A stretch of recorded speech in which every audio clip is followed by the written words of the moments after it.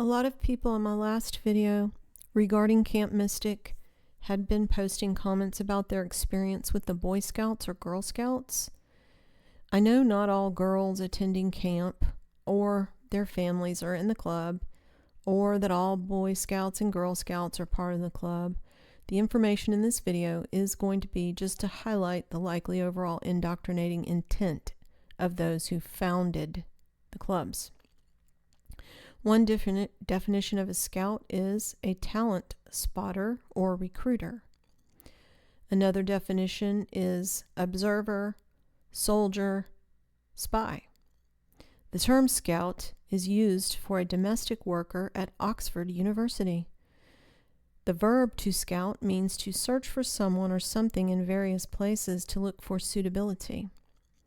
So I decided to replay a video that I made in the past about Sir Charles Warren, who is reported to have co-founded the Boy Scouts along with this guy, Baron Robert Baden-Powell. This is Baron Robert Baden-Powell. I think he has a wolf. I just noticed that. That looks like a wolf. That's a wolf. Oh my gosh. Okay. This is his coat of arms. It's got the roaring lion. Okay. So he was a British Army officer. Wow, that wolf, I just realized. He was a British Army officer, Baden-Powell. He was Order of Merit, Most Distinguished Order of St. Michael and St. George, Royal Victorian Order, Most Honorable Order of the Bath, and Deputy Lieutenant. His father was a professor of geometry at Oxford and a Church of England priest. So he attended Rose Hill School in Tunbridge Wells, Royal Tunbridge Wells, and the prefix Royal was granted to Tunbridge Wells in 1909 by King Edward VII, and it's one of the 3 towns in England with that title, the royal title. So Transylvania to Tunbridge Wells is a book written by Nicholas de Vere, who claimed to be a relative of Prince Edward de Vere, who was a student of John Dee. According to Nicholas de Vere's writings, Tunbridge Wells is part of the Dragon legacy. I've covered his writing in another video, but I got a strike on that one on YouTube, and it's the only one I've ever gotten a strike on. It was by his daughter, Nicholas de Vere's daughter, Abby de Vere. It is on Rumble, though, titled Transylvania, and this is it. And my Rumble channel is What's the Matter 2024. So I'm going to apologize now for the bad audio quality and or editing in some of my videos, especially the older ones. I'd never intended to be a YouTube content creator, and editing takes a lot of time, and I prefer to spend the time that I have researching. So Joe Alwyn is a British actor from Tunbridge Wells, who Taylor Swift supposedly dated for 6 years from 2016 to 2023. Or maybe Joe Alwyn was her handler because his great-grandfather is William Alwyn, and he's commander of the Order of the British Empire and a high prolific English composer, conductor, and music teacher who composed 200 cinematic scores, a number of operas, concertos, and symphonies. So sorry to get into the weeds with that, but all of this is connected, which makes it kind of hard not to. But back to Baron Baden-Powell, who co-founded the Scouts with Sir Charles Warren. The former CEO of Serco, Rupert Soames, is the grandnephew of Baron Baden-Powell. Rupert Soames is nephew of Defense Secretary Duncan Sandys and his wife Diana Churchill, who's related to Winston Churchill, the Druid. Rupert Soames' wife, Camilla Dunn, is daughter of Sir Thomas Dunn, who is also a Lord and Order of the Garter in the Royal Victorian Order, and his daughter Daisy was Princess Diana's goddaughter. But for more information on Serco, please see my video titled Serco, because it tells you all the crown corporations and what they're in charge of, including here in the U.S. But Sir Charles Warren is the one that they say is recorded as co-founder of the Boy Scouts along with Baden Powell, Baron Baden Powell. So I'm going to play a video that I made about him now. This is about Sir Charles Warren. I have another Knight of the Crown to add to the list of Beast System soldiers, and this one is so profound that I almost don't even know where to begin, but he deserves his own video, so here goes. And his name is Sir Charles Warren. See here, he is Most Distinguished Order of St. Michael and St. George, Most Honorable Order of the Bath, Fellowship of the Royal Society. He is a Freemason who was the first master of the first lodge. That was an error that I made before. I said he was the first master, but to specify, he was master of the first historical research Freemasonic lodge established in London in 1884. He's also Knight Justice of the Order of St. John of Jerusalem. And this is their insignia, got unicorns on it, lions. But this Sir Charles Warren was a busy little witch soldier, for sure. He did an insane amount of stuff. And I'm going to go over much of it, but the most significant thing was climbing Mount Hermon in 1889 and in exploring ancient temples there and other archaeological sites. But the main ancient temple was called Khazar-in-Tar, and there he found a stone pillar tablet inscribed in an ancient language which is now known as the Mount Hermon inscription. And this is it.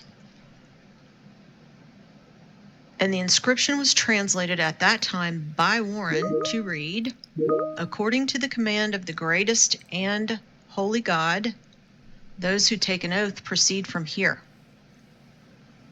But this tablet is connected to the oath taken by the angels under Shemjaza, who took an oath together, bound by a curse, in order to take the wives, as in the book of Enoch. But it's later come to note that Warren's translation had added the term holy in error, and that the name of God referred to on the inscription, it was actually a Hellenized version of Baal, and connected with the place name of Baal Hermon, or Lord of Hermon. And this article I will link because it has some excellent details about the true translation done after this Sir Charles Warren initially incorrectly translated it. And this more apt translation, noting the command of the unholy God as opposed to the Holy One, does make logical sense, because that entire area was an area where all the ancient temples were pagan, including and especially Khazar-in-Tar. They're called the Hermonian temples. Okay, where sacrificial altars to ancient gods were found, potentially occupied by the Amorites and the ancient Nephilim tribe in the Bible. And this Sir Charles Warren would have known that, or whoever sent him would have known this, because it was more likely that it was a pagan god or fallen angel, Baal, as the god referred to on that tablet, because of the context of all of them being pagan temples. But still, he or they gave the wrong translation. And why do you think that was? So anyway, this Sir Charles Warren and his cohorts took that tablet down the mountain to London, to the British Museum, which is supposedly housed there still to this day, but no longer displayed to the public. So about these temples, they were sites that were predominantly Roman, but some of the sites have been connected with the high places used for the worship of Baal in the Book of Kings. And apparently this guy had sketched the temple and took photos, but those sketches and photos are extremely difficult to find nowadays. And in fact, that area is now sealed off and guarded by the UN, and it's inaccessible. But the UN building at Mount Hermon is apparently very close to that temple, that same temple where the tablet was found. Regarding Mount Hermon, I can't help but think about the placement at Camp Mystic of Chapel Hill, at the base of Goat Hill. See, this down here on the lower left is Chapel Hill, and this is Goat Hill. This big green area is Goat Hill. Because the Grotto of Pan, the goat god, is at the base of Mount Hermon. And I get it, goats graze on hills, and the naming could have nothing to do with Pan, but considering all the other factors of this place, I assume it does.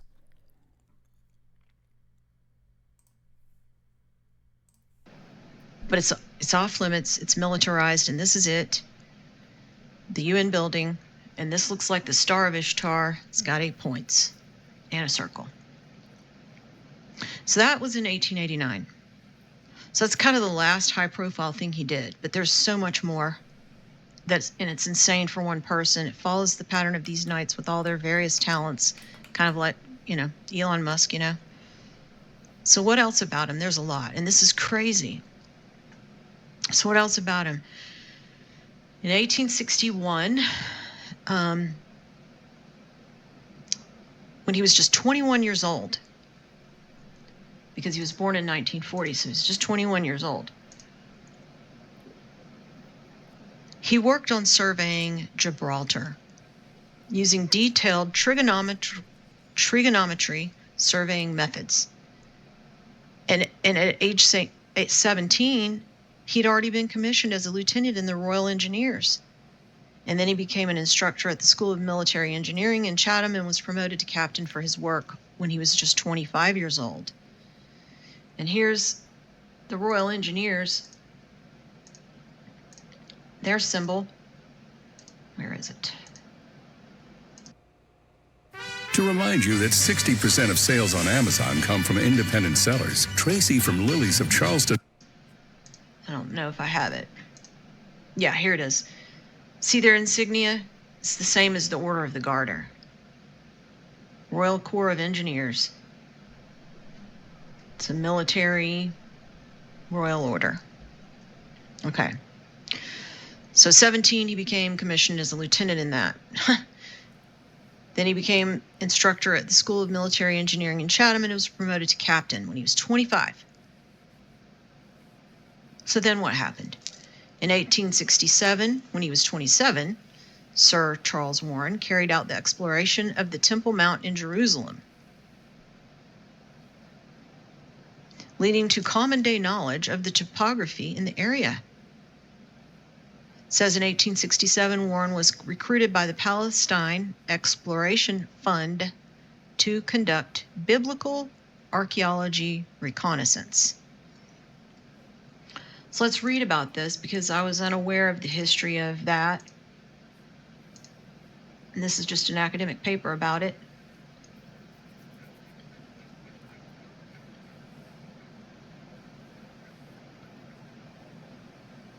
This is the Temple Mount. It says modern exploration of the Temple Mount began in the mid-1800s. Prior to that, the Temple Mount was controlled by the Muslims. But in the mid-1800s, the British got involved and used the Palestine Exploration Fund for the purpose of investigating the archaeology, geography, geology, and natural history of Palestine, Israel. See my video titled Jerusalem for more info about the British imperialism and Zionism in Israel. And there were a lot of Brits involved, but it was mainly this 27-year-old lieutenant of the Royal Engineers, Sir Charles Warren, who was appointed to the expedition of Jerusalem.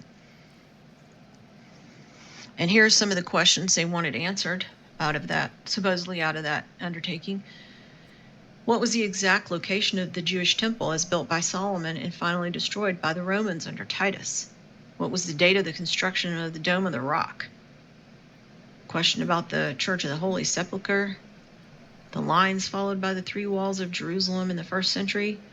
Where were the ancient gates of the city referred to in the scriptures? The locations of the city of David. So they sent this 27-year-old who was part of the British Army to go and sort this out. And here in this academic paper are just some drawings and photos of that expedition. So already this is an insane resume for a 27-year-old, but it doesn't end there. It does not end there. There's a lot more. He comes back to Britain, and then he writes a book about archaeology, and eventually 7 other books. You know, a military person, a mathematician. So here we have another British military person who's also an archaeologist, like Sir Henry Rawlinson, who was also involved in Babylonian artifacts and a Knight of the Crown. And then in 1885, he becomes commissioner of police in London during Jack the Ripper serial killer murders. But he fails to solve that murder. Not going down that rabbit hole, although I'm sure there's a lot to investigate there. Regarding Jack the Ripper and him being the investigator, Sir Hugo Weaving played the character that represented Sir Charles Warren in the movie The Wolfman with Anthony Hopkins. He's Order of Australia, Sir Hugo Weaving. And he was a detective investigating the Wolfman attacks, but he came over from London and was well known as the detective in charge of Jack the Ripper case in the movie. And in the movie, his character is named Inspector Francis Aberline, but that character is definitely channeling Sir Charles Warren, who was the detective on the Jack the Ripper case in real life, supposedly. And at the end in the movie, this guy turns into a werewolf. He turns into a werewolf. I mean, commenters on my Camp Mystic video said that the Guadalupe River, which Camp Mystic was located near, means River of the Wolf. Guadalupe is also one of the many faces of the Mother Goddess of the Catholic Church, they said. And there's one famous image of Guadalupe version that if you turn it upside down, you can see it's an image of a dead sheep, which this commenter termed as shadow arts.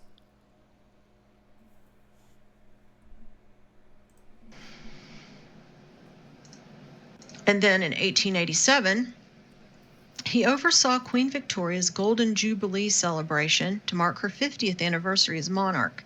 And the celebration was at Westminster, where at that banquet, 50 European kings and princes were in attendance. So he was the right-hand man of the monarchy, Queen Victoria. Also in 1887, as Commissioner of the Police, he organized the Chief of Police and Constables in London during Bloody Sunday, where a crowd of protesters marching about unemployment and the Irish Coercion Acts clashed with the Metropolitan Police, and 75 people were injured, 2 cops were stabbed, and a protester was bayoneted. And then after that, more protests and casualties followed in the aftermath of that Bloody Sunday.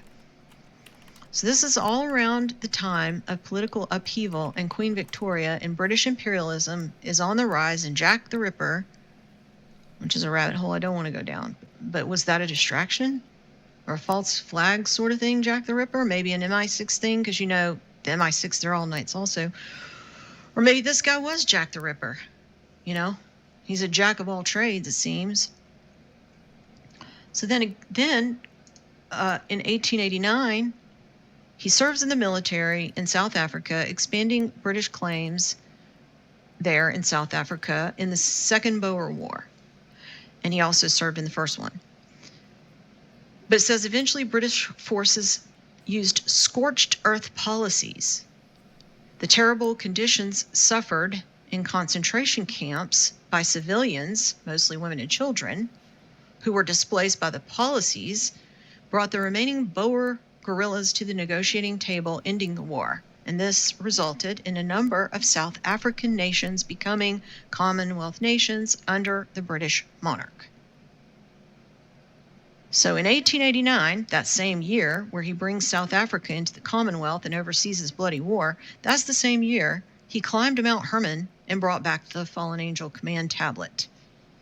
This guy also founded the Boy Scouts, was a surveyor also in Egypt also, and South Africa, in addition to the Levant. So wow, that's quite a lot of running around doing witchy stuff, huh? Queen Victoria's Wolverine, I'd say. Thanks for listening. I said Queen Victoria's Wolverine. So, anyway, my commenters lamenting their experience in the Scouts is what made me think of this research I had done on this Sir Charles Warren, who co-founded the Boy Scouts with Baron Baden Powell, who has this wolf medal on his uniform. It's another Wolverine. Thanks for listening.